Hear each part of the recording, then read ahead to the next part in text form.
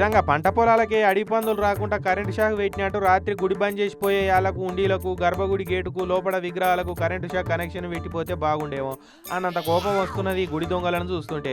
ఇగో AP Guntur జిల్లా తాడికొండ బండారుపల్లి జల్లమ్మ తల్లి గుళ్ళే అర్ధరాత్రి ఇద్దరు బదమాషిగాళ్ళు మొఖాలకు ముసుగులు వేసుకొని వచ్చిర్రు ఇట్లా.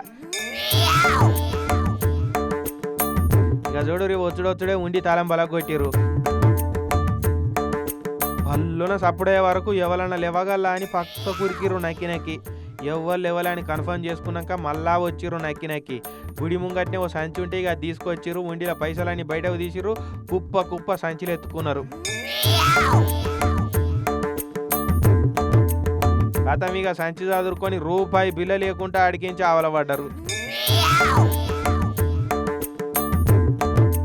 ఇలా భాగవతం అంతా అడున్న సీసీ కెమెరాలలో రికార్డ్ అయింది. మొత్తం ఏందక్కో 2 లక్షల రూపాయలు ఉండొచ్చు అంటున్నారు గుడి కమిటీ వాళ్ళు. ఇక కేసు రాసుకొని ఎంక్వైరీలో పడ్డారట పోలీసు వాళ్ళు.